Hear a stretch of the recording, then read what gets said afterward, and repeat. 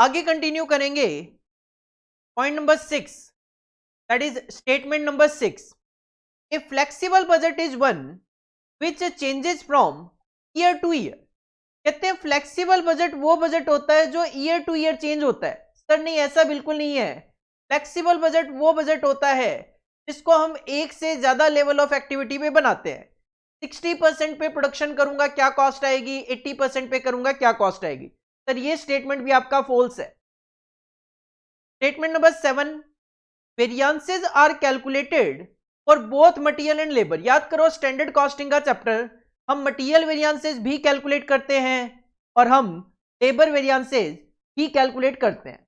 तो of course this is a true statement कि variances are calculated for both material and labour. Next statement number 8, multiple costing is suitable for the banking industry. Sir banking industry में service costing apply होता है, multiple costing की वहां पे जरूरत नहीं होती है। तो this statement is false. Next point number 9, contract costing is variant of job costing. बिल्कुल ट्रू है कि जॉब कॉस्टिंग और कॉन्ट्रैक्ट कॉस्टिंग एक तरीके से दो वैरायटीज ही हैं। जॉब कॉस्टिंग छोटे कॉन्ट्रैक्ट पे अप्लाई होता है, जबकि कॉन्ट्रैक्ट कॉस्टिंग स्पेसिफिकली अगर मैं बात करूं कंस्ट्रक्शन लाइक कॉन्ट्रैक्ट पे अप्लाई होते हैं। और statement number 10, closing stock of finished goods should be valued on the basis of cost of sales. Sir बिल्कुल गलत है। Closing stock of finished goods या तो कॉस्ट ऑफ प्रोडक्शन पे कैलकुलेट होता है या फिर कई बार वो cost of goods available for sale पे भी अप्लाई होता है, बट कॉस्ट ऑफ सेल्स के बेसिस पे closing stock of finished goods कभी भी कैलकुलेट नहीं होता है। ये स्टेटमेंट आपका फॉल्स है। 6, 7, 8, 9, 10 में मैं बात करूं, 2 स्टेटमेंट ट्रू पाए गए और 3 स्टेटमेंट फॉल्स पाए गए। एक बार आप रीड करके देखिए इनको, अगर आपको कोई प्रॉब्लम लगती है आप लिख सकते। लास्ट 5 भी आप पढ़ के देख लीजिए 1 से 10। बीच में टेक्निकल प्रॉब्लम की वजह से क्लास रुक गई थी, इसकी वजह से आप एक बार 1 से लेकर 10 तक ये जो स्टेटमेंट है ट्रू फॉल्स, एक बार अच्छे से रीड करके देख लीजिए।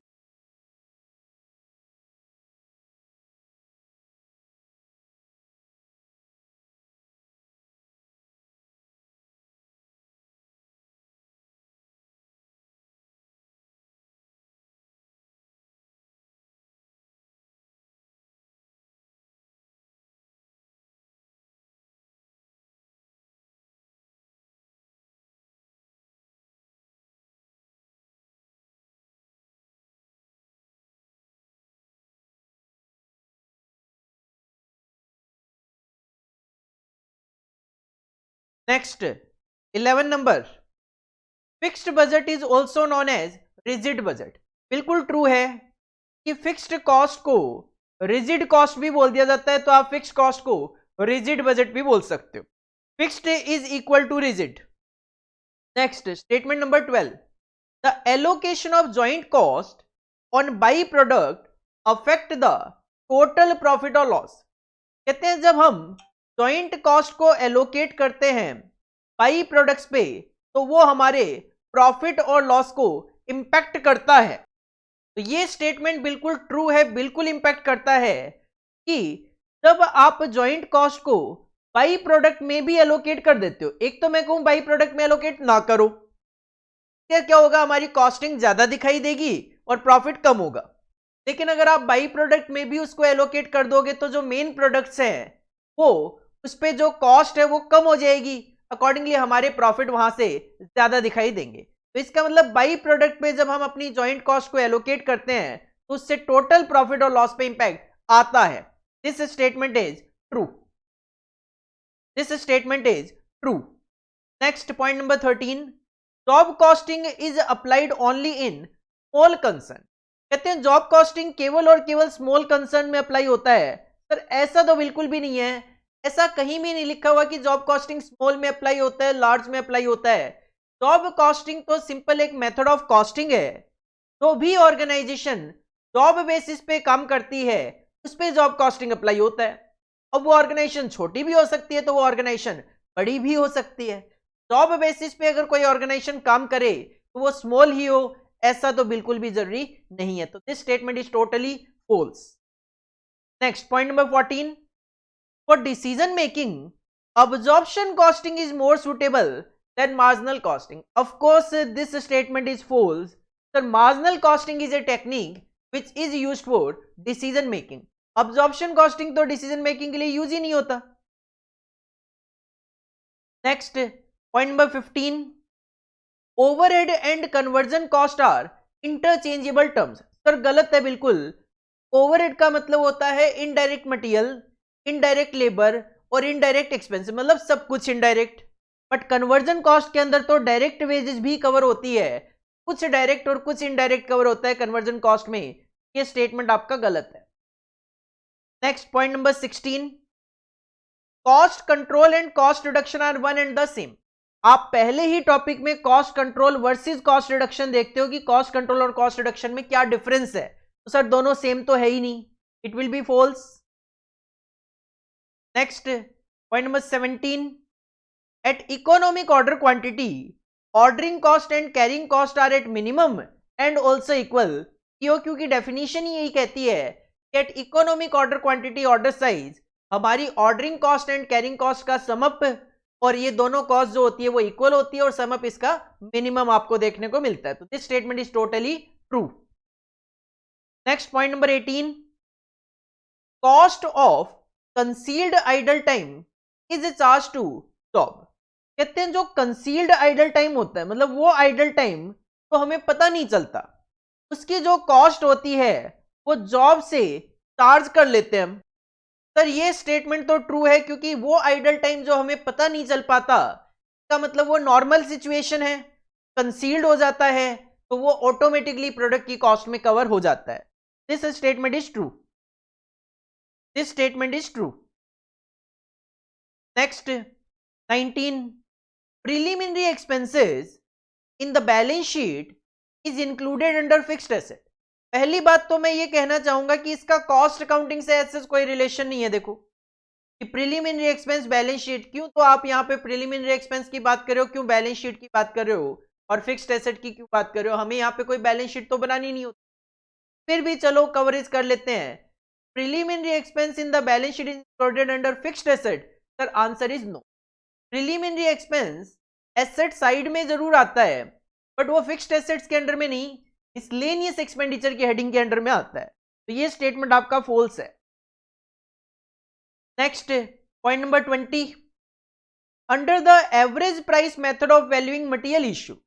जब हम मटेरियल इश्यू करते हैं प्रोडक्शन डिपार्टमेंट को और वहां पे अप्लाई करते हैं average price method, a new issue price is determined after each purchase. True statement है क्योंकि वेटेड एवरेज मेथड जो होता है, एवरेज प्राइस मेथड जो होता है, उसमें जब भी हम नई परचेज करते हैं तो हमें एक नया एवरेज प्राइस फाइंड आउट होता है.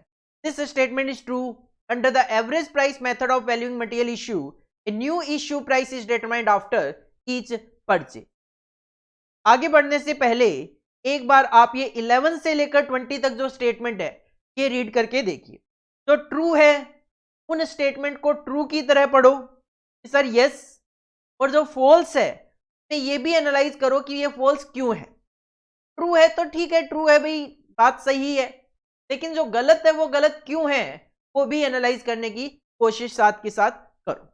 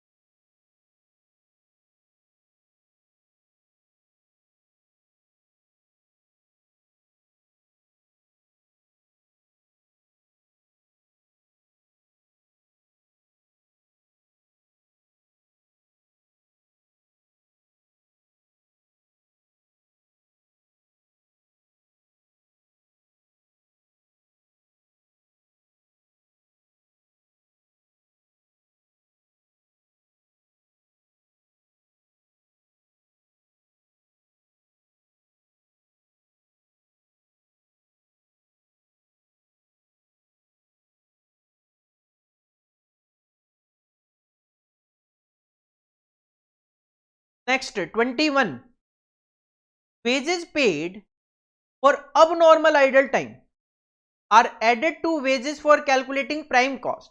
सर abnormal idle time की वजह से तो भी वेजेस पेड की जाती है. इवन मैं सिंपली कहूं कॉस्ट अकाउंटिंग में abnormal रीजन की वजह से कोई भी कॉस्ट इनकर होती है वो ट्रांसफर की जाती है प्रॉफिट एंड लॉस अकाउंट में. तो ये स्टेटमेंट आपका गलत है, false.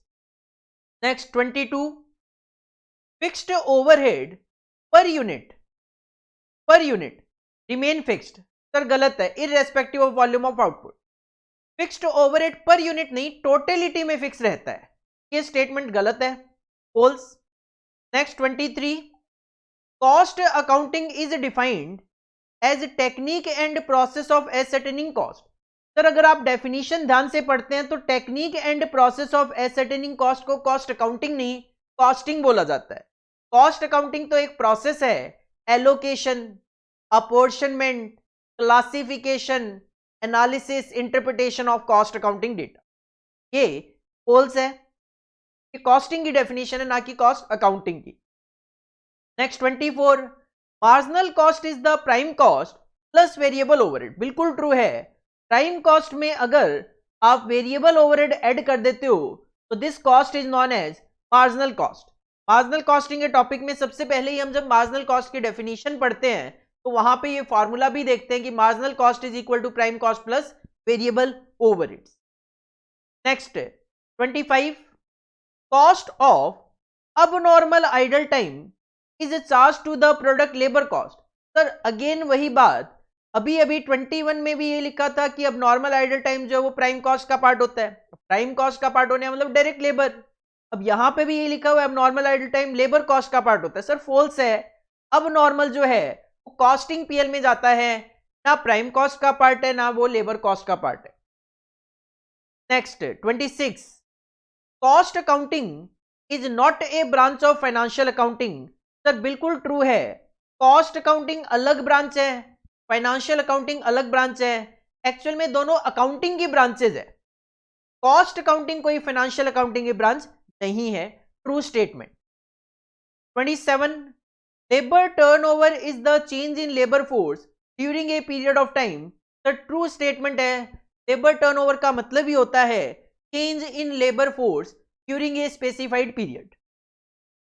Next 28, pin card shows the quantity of a material at any movement of time. Sir true है. पिन कार्ड एक कार्ड होता है जो कि मटेरियल या प्रोडक्ट के साथ रखा हुआ होता है और कोई भी अगर मूवमेंट होती है मटेरियल की क्वांटिटी को लेकर तो वो उसमें रिकॉर्ड करी हुई होती है. एक सिंपल कहूं तो बक्सा सा होता है, एक बॉक्स होता है. बिन का मतलब क्या होता है? एक बॉक्स. डस्टबिन का मतलब होता है जिसमें हम कूड़ा डालते हैं, कूड़ेदान. तो इसी तरीके से मटेरियल जहां पे रखते हैं उसको बिन बोल दिया जाता है. बिन बॉक्स आप उसको बोल सकते हो. उसके साथ एक कार्ड रख दिया जाता है, ये लिखा हुआ होता है कि इस बॉक्स में कितनी क्वांटिटी रखी हुई है. अगर आप उसमें कोई भी क्वांटिटी ऐड करते हो तो बिन कार्ड में ऐड कर दोगे, कोई भी क्वांटिटी उसमें से निकालते हो तो माइनस कर दोगे. Next 29, operating cycle means the time required to produce one quantity of a product. देखो ऑपरेटिंग साइकिल की अगर मैं बात करूं, operating cycle is not the part of cost accounting. ये फाइनेंशियल मैनेजमेंट में कवर होता है. कैश जो हम इन्वेस्ट करते हैं उसको वापस कैश में कन्वर्ट होने में कितना टाइम पीरियड लगता है उसको ऑपरेटिंग साइकिल बोला जाता है. फिर भी यहां के हिसाब से बात करूं तो ऑपरेटिंग साइकिल का मतलब है एक यूनिट को बनाने में जो टाइम लगता है. सर ये फॉल्स है, फॉल्स स्टेटमेंट है. Next 30, while working out the EOQ, जब हम ईओक्यू कैलकुलेट करते हैं, carrying cost has the element of interest cost. बिल्कुल हम कहते हैं कैरिंग कॉस्ट में इंटरेस्ट कॉस्ट में इंक्लूड होती है ईओक्यू को कैलकुलेट करते वक्त. और ईओक्यू एक मैथमेटिकल मॉडल है. तो कहते हैं hence it can be stated that interest cost is treated as part of material cost under CAS 6. तो क्या हम ये कह सकते हैं कि कॉस्ट अकाउंटिंग स्टैंडर्ड 6 के accordingly interest cost material cost का पार्ट होती है? सर ये स्टेटमेंट फॉल्स है. हम ईओक्यू कैलकुलेट करते वक्त मैथमेटिकल फॉर्मूला अप्लाई करने के लिए ऑर्डर क्वांटिटी को कैलकुलेट करने के लिए तो कैरिंग कॉस्ट में इंटरेस्ट कॉस्ट ले लेते हैं. लेकिन जब मैं CAS 6 पढ़ता हूं और वो जब हमें बताते हैं कि मटेरियल की परचेज कॉस्ट कैसे कैलकुलेट की जाए, तो उसके अंदर कहीं भी इंटरेस्ट कॉस्ट कवर नहीं होती। मटेरियल की जो परचेज कॉस्ट कैलकुलेट की जाती है उसमें कहीं भी किसी तरीके से इंटरेस्ट कॉस्ट कवर नहीं होती। इवन सिंपल कहूं तो CS6 तो हमें मटेरियल की परचेज कॉस्ट कैलकुलेट करना बताता है, उसके अंदर कैरिंग कॉस्ट तो वैसे भी हम इंक्लूड करके नहीं चलते हैं। तो इस सिचुएशन में यू कैन से सर ये स्टेटमेंट फॉल्स है। क्यों कैलकुलेट करते वक्त हम कैरिंग कॉस्ट में इंटरेस्ट लेते हैं, ये बात तो ठीक है, बट CS6 में मटेरियल की कॉस्ट में इंटरेस्ट कॉस्ट कवर हो जाए, नहीं, ये बात गलत है। अगर आप CS6 पढ़ते हो वहां पे कहीं भी नहीं लिखा हुआ कि interest cost is the part of material cost. Next 31, normal bad debt is considered as a selling overhead and included in the cost। Normal bad debt जो है वो कहते हैं सेलिंग ओवरहेड का आप कंसीडर कर सकते हो और कॉस्ट में इंक्लूड कर सकते हो। सर बिल्कुल, कई जगह मैंने देखा है बैड डेट्स को कंसीडर किया जाता है और कई जगह ऑथर का कहना है कि बैड डेट्स को कंसीडर नहीं किया जाता। बट अगर आप नॉर्मल बैड डेट्स की बात करें तो you can consider in selling overhead. ये ट्रू ही लिखेंगे हम कि नॉर्मल बैड डेट्स कई ऑथर्स के अकॉर्डिंगली कवरेज की जाती है सेलिंग ओवरहेड। नेक्स्ट 32, ध्यान देना 32 थोड़ा सा ट्रिकी क्वेश्चन है। Carries and cartridge expenses that is freight inward. जैसे ही हमें फ्रेट इनवार्ड दिखता है हमारे माइंड में क्लिक करता है मटेरियल को लाने का फ्रेट इनवार्ड, लेकिन यहां पे क्या लिखा है, freight inward that is carries and cartridge expenses of fuel for a furnace in a factory. Furnace का मतलब होता है भट्टी। फैक्ट्री में हम भट्टी जलाते हैं और उस भट्टी के लिए जो फ्यूल की जरूरत होती है, उस फ्यूल को लाने के लिए जो कैरीज एंड कार्टेज का खर्चा होता है, is treated as direct material cost. Sir this is false. यहां पे मोस्ट ऑफ द स्टूडेंट ये जो fuel for a furnace in a factory है इस पे ज्यादा ध्यान नहीं देते, कैरीज इनवार्ड देख के कहते हैं सर ये ट्रू है। नहीं, ट्रू तब होगा जब कैरीज इनवार्ड की बात करूं। कैरीज इनवार्ड अगर कोई डायरेक्ट मटेरियल को लाने के लिए आप पे करते हो, जैसे अगर मैं कहूं कि भाई रेमंड कंपनी शर्ट बनाने के लिए कपड़ा लेकर आती है और उस कपड़े को लाने के लिए फ्रेट इनवार्ड लगा, this is the direct material cost. लेकिन अगर फैक्ट्री में भट्टी जलाने के लिए, फैक्ट्री में किसी मशीन को चलाने के लिए फ्यूल आ रहा है और उसके लिए कोई कैरीज इनवार्ड आपने पे किया है, this is not the part of direct material cost, this is the part of factory overhead cost. तो सर ये स्टेटमेंट फॉल्स है। Next 33, when under absorption of overhead is corrected by applying supplementary rate. हम overhead के chapter में under absorption of overhead निकालते हैं। कहते हैं अगर अंडर अब्जॉर्प्शन ऑफ ओवरहेड को करेक्ट कर दिया गया, कैसे, by applying supplementary rate, there is no impact in the current period profits due to under absorption as it is corrected and all overhead are charged the current period। ये कहता है हमने under absorption of overhead निकाला, हमें पता है under absorption of overhead का मतलब होता है कि हमने खर्चा कॉस्ट अकाउंटिंग में कम लिखा। लेकिन अब हम ट्रीटमेंट ऑफ अंडर अब्जॉर्प्शन भी देखते हैं और हम उसके लिए सप्लीमेंट्री रेट निकालते हैं। तो कहते हैं सप्लीमेंट्री रेट निकाल के हमने उसको करेक्ट कर दिया, तो क्या आप कह सकते हो कि करंट पीरियड के प्रॉफिट पे उसका किसी तरीके का कोई इंपैक्ट नहीं आया? सर ये स्टेटमेंट फॉल्स है। फॉल्स क्यों है? फॉल्स इसलिए है कि अंडर अब्जॉर्प्शन ऑफ ओवरहेड आपको करंट पीरियड कंप्लीट होने के बाद पता चलता है। आप एक बजटेड अब्जॉर्प्शन रेट कैलकुलेट करते हो पूरे महीने के लिए से एग्जांपल, और जब एक्चुअल में खर्चा इनकर हो जाता है उसके बाद ही तो अंडर या ओवर अब्जॉर्प्शन कैलकुलेट करते हो। और ये सारी कैलकुलेशन आप कब कर पाओगे? The next month. अगर आप जनवरी के लिए कैलकुलेशन कर रहे हो तो सप्लीमेंट्री रेट वगैरह की कैलकुलेशन करके आप करेक्शन करते हो, जनवरी में पीछे जाके कैलकुलेशन नहीं हो सकती, वो आपको एडजस्टमेंट करनी होती है जनवरी की फरवरी में। तो जो जनवरी का प्रॉफिट है पे तो इंपैक्ट आएगा ही आएगा। इस वजह से ये स्टेटमेंट गलत है, क्योंकि करंट पीरियड में उसकी एडजस्टमेंट नहीं हो जाती, उसकी एडजस्टमेंट नेक्स्ट पीरियड में होती है, जिसकी वजह से करंट पीरियड के प्रॉफिट पे इंपैक्ट नहीं आएगा। ये स्टेटमेंट गलत हो जाता है, करंट पीरियड के प्रॉफिट पे इंपैक्ट आएगा। Next 34, marginal cost per unit remain constant, बिल्कुल ठीक है, variable cost per unit, marginal cost per unit remain constant irrespective of the number of units produced within the normal output level. Sir बिल्कुल true है, marginal cost per unit constant रहती है with in a normal level of output. Next 35, M Limited provides free service for its car for the first year of a purchase. एक company है M Limited, जो भी उनकी car purchase करता है first year में उनको वो फ्री सर्विसेज देते हैं, ठीक है. The cost of this service for M Limited is treated as selling and distribution overhead. कहते हैं ये जो सर्विसेज देते हैं फ्री सर्विसेज, इसको सेलिंग एंड डिस्ट्रीब्यूशन ओवरहेड का पार्ट माना जाता है.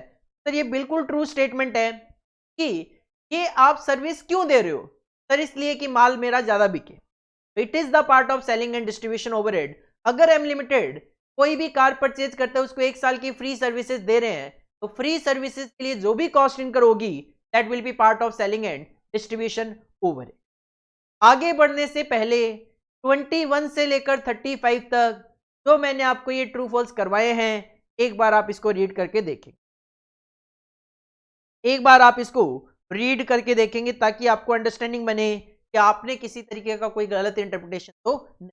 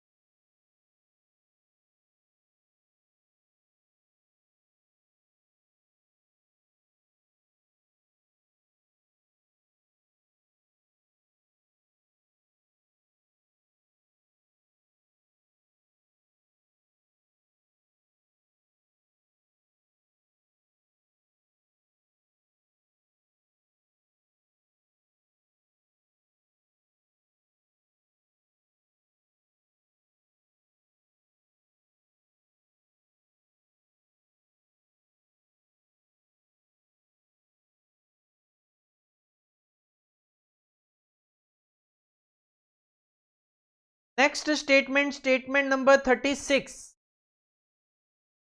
Danger level of inventory should be fixed below the minimum stock level.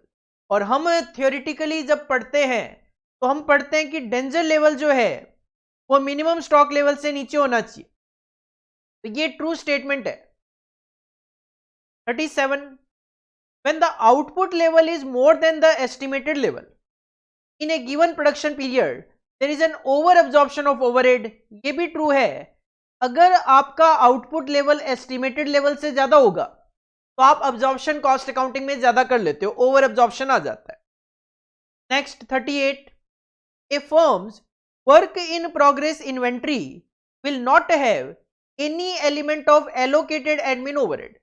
एक फर्म की WIP जो इन्वेंट्री होती है उसमें केवल और केवल direct material, direct labour, direct expense, factory overhead तक की कैलकुलेशन हो जाती है, लेकिन उसमें किसी तरीके का कोई एडमिन ओवरहेड का खर्चा नहीं होता है. नॉट हैव एनी एलिमेंट, तो सर ये ट्रू स्टेटमेंट है. 39, if A project annual cash flow have positive and negative science there will be certainly be multiple internal rate of return.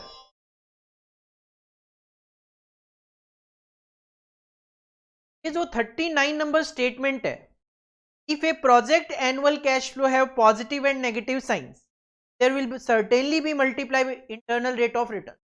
Cost accounting से इसका कोई रिलेशन नहीं है, ये financial management का पार्ट होता है. फाइनेंशियल मैनेजमेंट जब हम पढ़ेंगे तो आप देखोगे ये स्टेटमेंट ट्रू है. जब कैश फ्लोज में कुछ कैश फ्लो पॉजिटिव होते हैं और कुछ नेगेटिव होते हैं तो आपको वहां पे multiple internal rate of return देखने को मिल सकते हैं. कॉस्ट अकाउंटिंग से कोई रिलेशन नहीं है. तो यहाँ पे ये बताना मेरे लिए मुश्किल है कि ऐसा क्यों होता है. क्यों? क्योंकि अगर मैं आपको कुछ भी बताऊंगा, एक बड़ा सा कॉन्सेप्ट होता है इंटरनल रेट ऑफ रिटर्न, अभी भी इस टाइम पे कुछ भी बताना ना तो आपके लिए रेलिवेंसी है और ना ही मैं यहाँ पे आपका टाइम वेस्ट करना चाहूंगा. नेक्स्ट है 40 number, royalty based on units produced is considered as direct expense. बिल्कुल ठीक है. तो आप रॉयल्टी पे करते हो यूनिट्स प्रोड्यूस्ड पे, वो डायरेक्ट एक्सपेंसेस का पार्ट होते हैं. This is a true statement. This is a true statement. Next 41, ideal standards are achievable in normal course. Ideal standard होते हैं बेस्ट. आइडियल स्टैंडर्ड्स का मतलब होता है बेस्ट स्टैंडर्ड्स अचीव करना, और वो नॉर्मल कोर्स में अचीव ही किए जा सकते हैं. इसके लिए आपको एक्स्ट्रा एफर्ट्स डालने पड़ते हैं. तो ये स्टेटमेंट बिल्कुल फॉल्स है. जैसे आप नॉर्मली काम करते हो, अगर उसी तरीके से काम करती रहेगी ऑर्गेनाइजेशन तो वो स्टैंडर्ड्स अचीव नहीं कर पाती जो आइडियल स्टैंडर्ड्स होते हैं. आइडियल स्टैंडर्ड्स के लिए ऑर्गेनाइजेशन को प्रोडक्टिविटी वगैरह बढ़ानी पड़ती है. थोड़ा सा अगर मैं बात करूं, एक्स्ट्रा एफर्ट्स करने पड़ते हैं, नॉर्मल कोर्स में अचीव नहीं पॉसिबल. नेक्स्ट 42, अब normal cost are uncontrollable. Sir, अब नॉर्मल कॉस्ट को management with some action control कर सकता है. तो ये स्टेटमेंट फॉल्स है. नॉर्मल जो कॉस्ट होती है, अब नॉर्मल जो कॉस्ट होती है उसको कंट्रोल किया जा सकता है, नॉर्मल जो कॉस्ट होती है उसको कंट्रोल नहीं किया जा सकता. तो अब normal cost are uncontrollable, this is a false statement. Next 43, by products में undergo further processing before sale. बिल्कुल ट्रू है. बाई प्रोडक्ट्स जो होते हैं, सेल से पहले उसमें कुछ अदर फर्दर प्रोसेसिंग करने के बाद ही उस माल को बेचा जाता है. क्योंकि नॉर्मली क्या होते हैं, स्क्रैप जनरेट होते हैं और स्क्रैप्स को प्रोडक्ट में कन्वर्ट करने के बाद मार्केट में as a by product sell किया जाता है, तो उस पर फर्दर प्रोसेसिंग करनी पड़ती है. Next 44, materials which can be identified with the given product unit. Identify कर सकते हो of cost centre is called as indirect material. Sir false है. अगर आप आइडेंटिफाई कर सकते हो तो वो डायरेक्ट मटेरियल कहलाता है. Material which can be identified with the given product unit of cost centre is called as indirect लिखा हुआ है, जबकि वो डायरेक्ट मटेरियल कहलाता है. इस वजह से ये स्टेटमेंट फॉल्स है. Next 45, increasing labour turnover increases the productivity of labour resulting in low cost. Labour turnover का मतलब होता है लेबर छोड़ के जा रही है ज्यादा, तो उससे प्रोडक्टिविटी बढ़ थोड़ी ना जाएगी, उससे तो प्रोडक्टिविटी कम हो जाती है और कॉस्ट आपकी बढ़ जाती है. सर ये स्टेटमेंट तो फॉल्स हो गया. लेबर टर्नओवर की वजह से एक्चुअल में प्रोडक्टिविटी कम होती है, कॉस्ट बढ़ जाती है, और यहां पे बिल्कुल अपोजिट लिखा हुआ है. This statement is false. Next 46, the next question 47, penalties and fines. 46 देख लो पहले. 46, in case of materials that suffer loss in weight due to evaporation etc. होता क्या है, कुछ मटेरियल इस नेचर के होते हैं, जब आप उसको एक प्लेस से दूसरी प्लेस पर लेकर जाते हो तो उनका वेट कम हो जाता है. इवेपोरेशन की वजह से वेट लॉस हो जाता है. The issue price of the material is inflated to cover up the losses. तो हम उन लॉसेस को कवर करने के लिए क्या करते हैं, अपने मटेरियल के रेट को इंक्रीज कर देते हैं. And this is totally true statement. In case of material that suffer loss in weight due to evaporation etcetera, the issue price of the material is inflated to cover up the losses. Next one 47, penalties and fines are included in cost accounts to determine the cost of production. और simple सी अगर हम बात करें तो cost of production के लिए, that is किसी भी प्रोडक्ट की कॉस्ट को कैलकुलेट करने के लिए पेनल्टीज और फाइन उसमें इंक्लूड नहीं होते हैं। ये जो स्टेटमेंट है ये आपका फॉल्स हो जाएगा। Next one 48, the sum of direct material, direct wages, direct expenses and manufacturing overheads is known as conversion cost. Sir नहीं, कन्वर्जन कॉस्ट में डायरेक्ट वेजेस कवर्ड हो जाता है, डायरेक्ट एक्सपेंस भी आ जाता है, मैन्युफैक्चरिंग ओवरहेड भी आ जाता है, बट डायरेक्ट मटेरियल नहीं आता। This is a false statement. Sir conversion cost में डायरेक्ट मटेरियल तो नहीं आता। Next one 49, cost accounting standard 13 is related to pollution control cost. Sir गलत है, कॉस्ट अकाउंटिंग स्टैंडर्ड 13 है सेलिंग एंड डिस्ट्रीब्यूशन का, और पॉल्यूशन कंट्रोल कॉस्ट का कॉस्ट अकाउंटिंग स्टैंडर्ड नंबर 14 होता है। This is a false statement. Next 50, under Halsey Weir plan. देखो Halsey के दो प्लान होते हैं, एक तो नॉर्मल है हालसे प्लान के नाम से, और एक है हालसे वियर प्लान के नाम से। हालसे प्लान में उन्होंने 50% ऑफ टाइम सेव्ड बोला है, जबकि हालसे वियर प्लान में उन्होंने 33 1/3 ऑफ टाइम सेव्ड बोला है।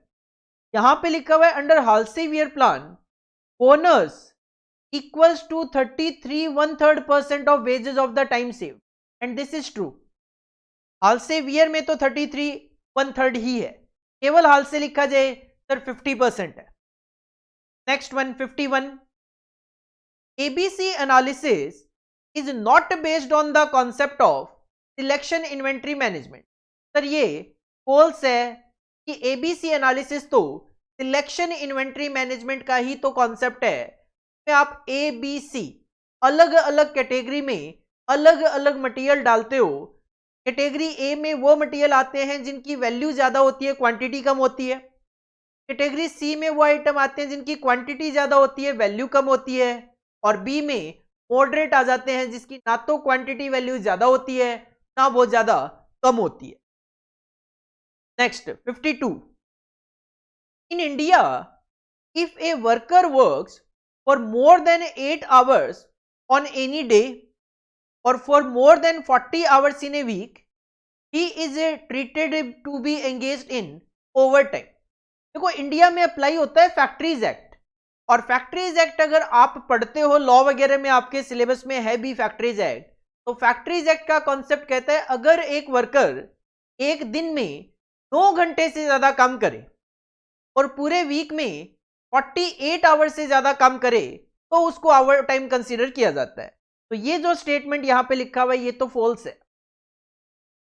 Next 153, if an expense can be identified with a specific cost unit, it is treated as direct expense। बिल्कुल ठीक है, अगर किसी एक्सपेंस को आप आइडेंटिफाई कर सकते हो किसी स्पेसिफिक कॉस्ट यूनिट से, sir it is known as direct expense. True.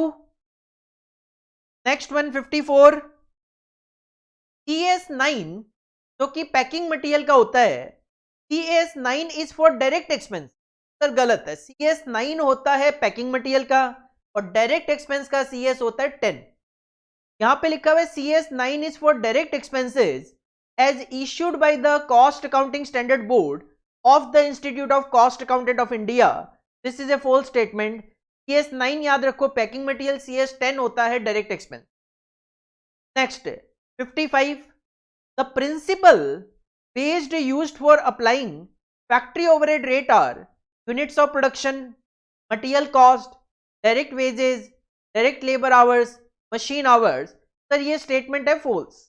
कई बार बच्चे इसमें कंफ्यूज हो जाते हैं जस्ट ये नाम देखकर, unit of production, material cost, direct wages, direct labour our, machine our, लेकिन ये प्रिंसिपल्स थोड़ी ना है, ये सारे के सारे तो मेथड्स हैं।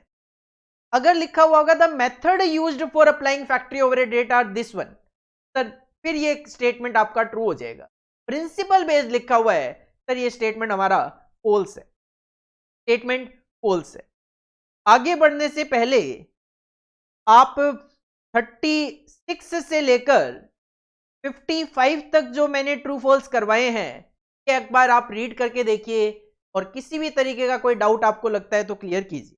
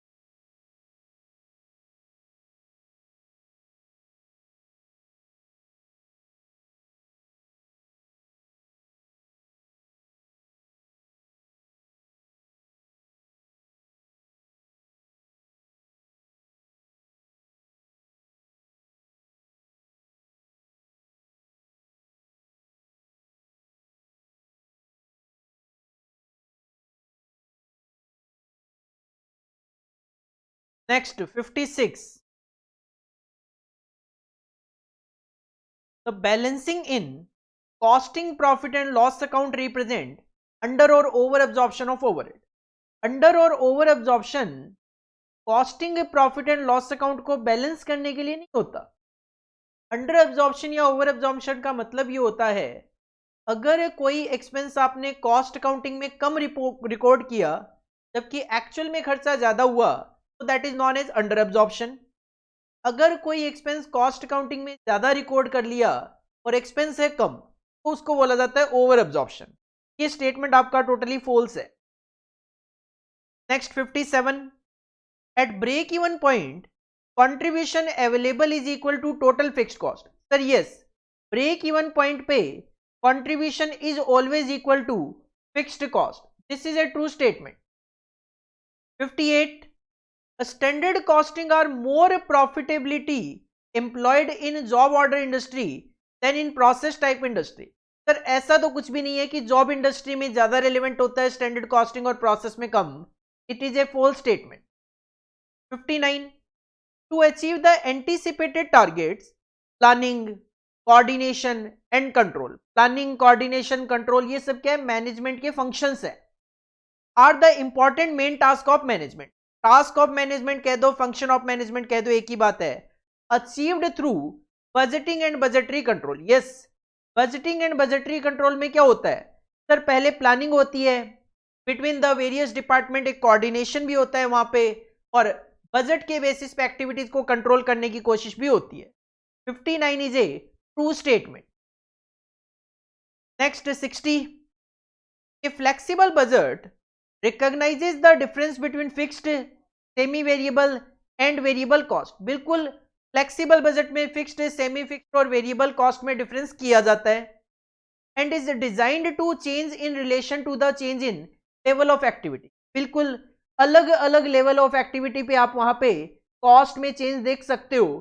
क्या कॉस्ट में चेंज है वेरिएबल, फिक्स, सेमी वेरिएबल में. तो this is a true statement. Next 61. Differential cost is the change in cost due to change in activity from one level to another. बिल्कुल ठीक है. डिफरेंशियल कॉस्ट की definition लिखी हुई है कि डिफरेंशियल कॉस्ट वो कॉस्ट है जो कि चेंज इन कॉस्ट होता है due to change in level of activity. Next 62. Cost unit of hotel industry is student per year. Sir hotel industry में स्टूडेंट पर ईयर से कोई मतलब नहीं है. एजुकेशन इंडस्ट्री जो है वहां पे स्टूडेंट पर ईयर चलता है. होटल में तो रूम डे चलता है. पर रूम पर डे के बेसिस पे कॉस्ट इनकर होती है और उसी के बेसिस पे कस्टमर से चार्ज भी किया जाता है. तो ये स्टेटमेंट आपका फॉल्स हो गया. नेक्स्ट 63. सर ये तो पहले भी आ चुका है आज ही. Multiple costing is suitable for the banking industry. Banking industry में सर्विस कॉस्टिंग अप्लाई होता है. This is a false statement. Next 64. Direct expenses are expenses related to manufacture of a product or rendering of services. Sir ये direct expense की definition है एक तरीके से. Direct expense वो एक्सपेंस होते हैं जो प्रोडक्ट की मैन्युफैक्चरिंग से रिलेट करते हैं और जब हम सर्विस प्रोवाइड करते हैं उससे रिलेट करते हैं. This is 100% true statement. 65. Profit is result of two varying factor, sale and variable cost. Sir answer is no. Profit को कैलकुलेट करने के लिए सेल्स वेरिएबल कॉस्ट के साथ साथ आपको फिक्स्ड कॉस्ट भी कंसीडर करना पड़ता है. ये फॉल्स हो गया. Next 66. Perpetual inventory system enables management to ascertain stock at any time without a physical inventory being taken. कह सकते हो आप क्यों कि परपेचुअल इन्वेंट्री सिस्टम जो है में कंटिन्यूअस स्टॉक टेकिंग चलती रहती है. तो ये आपका ट्रू स्टेटमेंट है. 67. Continuous stock taking is not an essential feature to the perpetual inventory system.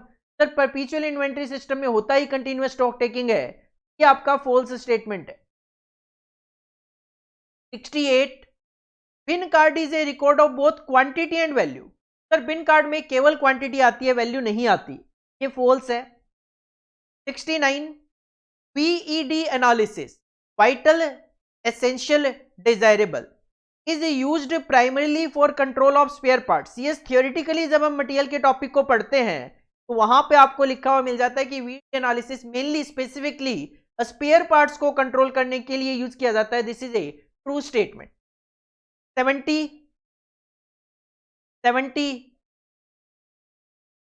Store ledger is maintained in the stores department. Sir गलत है.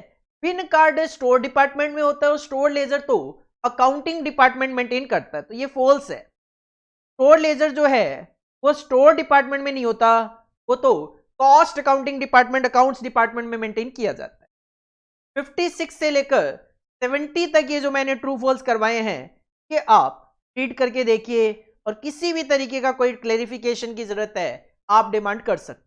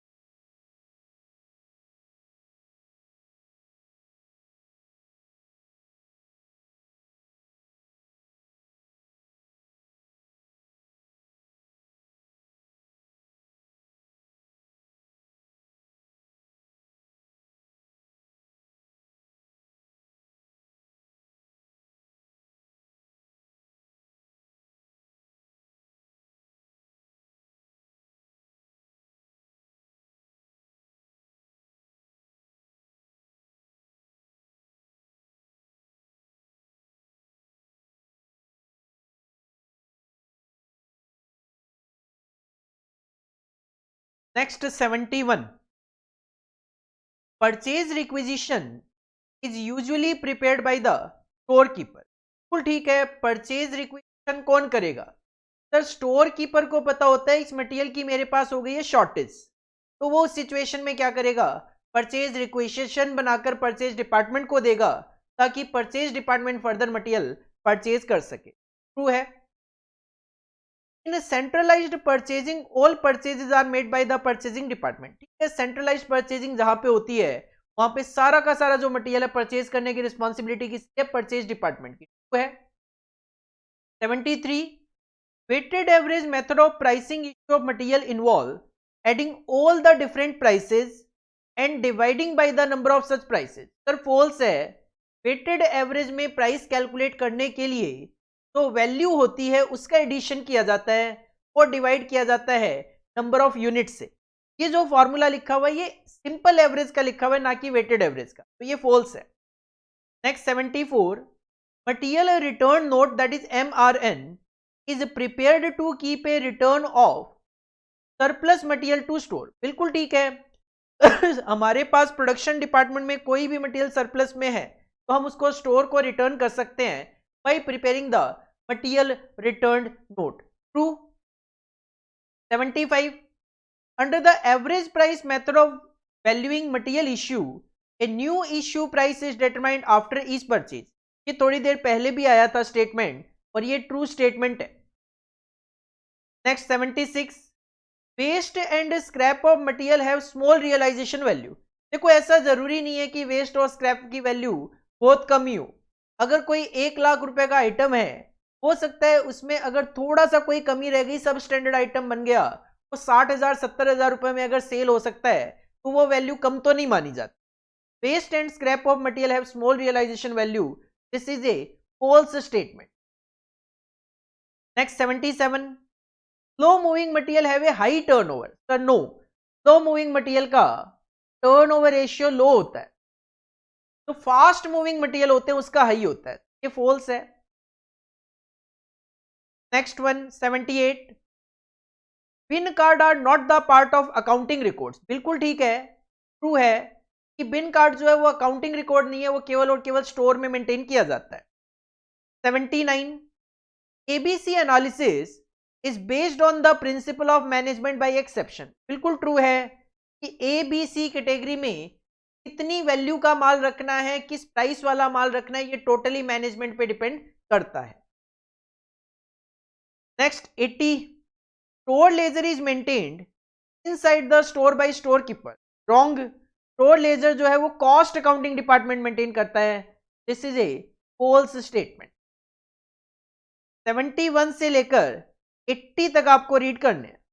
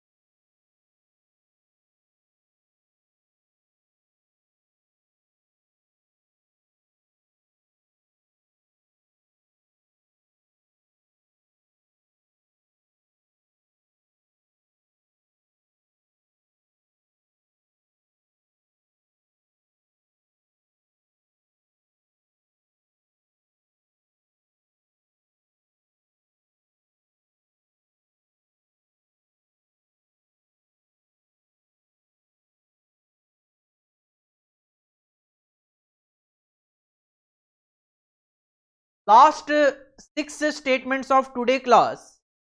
81. Time recording clocks can be successfully used for recording time of workers in large undertaking। बिल्कुल ठीक है, जो large undertaking होती है वो time record करने के लिए टाइम रिकॉर्डिंग क्लॉक्स यूज कर सकती है। कुछ स्टेटमेंट है, छोटी ऑर्गेनाइजेशन में ऐसा कोई relevance use. 82 out workers are those who are sent to site और customer premises for performing work. ठीक है, आउट वर्कर्स किसको बोला जाता है? जो बाहर का काम करते हैं। बाहर का काम मतलब कस्टमर के घर पे जाके सर्विस परफॉर्म करते हैं। जैसे सिंपल सा एग्जांपल लूं, हम मार्केट से एसी परचेज करके लाते हैं, तो एसी इंस्टॉलेशन के लिए बंदा आता है बाहर से, कंपनी का बंदा आता है, वो आउट वर्कर कहलाता है कि वो किस पे काम कर रहा है? कस्टमर की साइट पे, कस्टमर के प्रीमाइजेस पे काम कर रहा है, फैक्ट्री के अंदर जाकर काम नहीं करता, तो उसको आउट वर्कर नाम दिया जाता है। 83 आइडल टाइम अराइजेज ओनली, तो ये ट्रू था 82 आपका। Idle time arises only when workers are paid on time basis. बिल्कुल ठीक है कि सर अगर किसी को आप पीस बेसिस पे काम देते हो, उसको तो पेमेंट नंबर ऑफ पीसेस के बेसिस पे देनी है, भले ही वो टाइम कम ले ज्यादा ले, उससे तो कोई मतलब ही नहीं होता। आइडल टाइम केवल तभी अराइज हो सकता है जब आप पेमेंट टाइम बेसिस पे करो। 84 personal department is concerned with proper recruitment, placement and training of worker. Personal department का काम क्या होता है? सर वर्कर को रिक्रूट करना, उसको हायर करना, उसकी सही जगह पे प्लेसमेंट करना, उसको ट्रेनिंग देना। तो this is totally statement. 85 wages paid for abnormal idle time are added to wages for calculating prime cost. Sir ये पहले भी आया था और मैंने आपको बताया था अब नॉर्मल है तो प्राइम कॉस्ट का पार्ट नहीं होता, वो कॉस्टिंग पीएल में जाता है। तो this is a false statement. और last 86 in India if a worker works for more than 8 hours on any day or for more than 40 hours in a week, he is treated to be engaged in overtime। Sir गलत है कि हमें factories act के accordingly 9 घंटे से ऊपर एक दिन में और 48 आवर्स से ऊपर 1 वीक में अगर हो तो उसको ओवरटाइम ट्रीट किया जाता है। 85 और 86 पहले भी आ चुके हैं। अब 86 तक करवा के छोड़ने के पीछे क्या पर्पस? सर टोटल में 171 ट्रू फॉल्स है, तो मैंने आपको पूरा 50% करवा दिया है राउंड ऑफ में। 85 बनता है, 86 करवा दिए। अब हमारे पास 85 ट्रू फॉल्स और बच गए, जो कि ऑफकोर्स आज की क्लास में करना पॉसिबल भी नहीं है और कहीं ना कहीं उसकी रेलिवेंसी भी नहीं है, क्योंकि एक साथ अगर हम कर लेंगे तो चीजें समझ नहीं आती है। 86 आज की क्लास में यहीं पे फिनिश करूंगा। फिनिश करने से पहले आप एक बार जो मैंने 81 से 86 करवाए हैं वो भी एक बार रीड करके देख लीजिए।